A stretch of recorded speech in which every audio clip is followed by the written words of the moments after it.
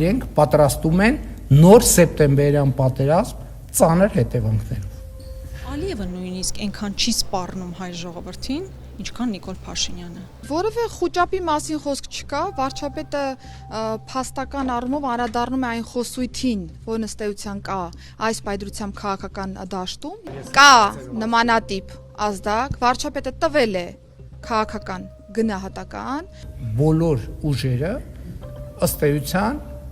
հանդես են գալիս խաղաղության ռևիզիայի դիրքերից,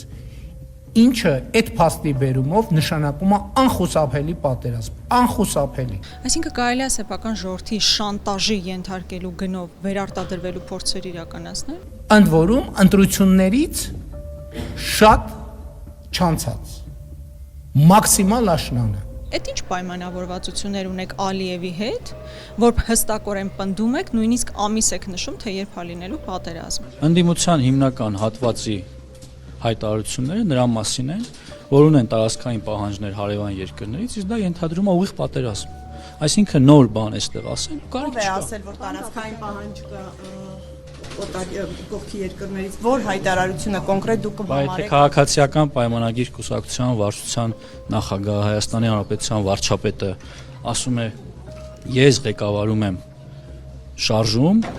որը չի շարունակելու Ղարաբաղյան շարժումը։ Բայց ով է ասում, որ պետք է շարունակվի ընդդիմությունից, դա եմ հարցնում։ Գրեթե բոլորը։ Ընդդիմադիր դաշտում ես չեմ տեսնում որևէ քաղաքական ուժ, որ ռևանշիստական հայտարարություններ է անում, խոսում է գալուց հետո Արցախի վերազատագրման մասին, խոսում են որոշակի արժեքների պաշտպանության, մեր գերիների վերադարձի մասին։ Այո, գերիների վերադարձ պատերազմ չի նշանակում։ Մեր եկեղեցիների պաշտպանությունը պատերազմ չի նշանակում։ Այս ամեն ինչը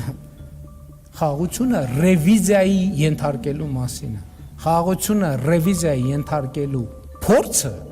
պատերազմը։ Այդ ինքն էր, երբ որ Արցախը Հայաստանը եւ վերջ կարգախոսով հանդես էր գալիս, այդ ժամանակ է ինքը պատերազմը սադրել։ Ոչ մի փաստական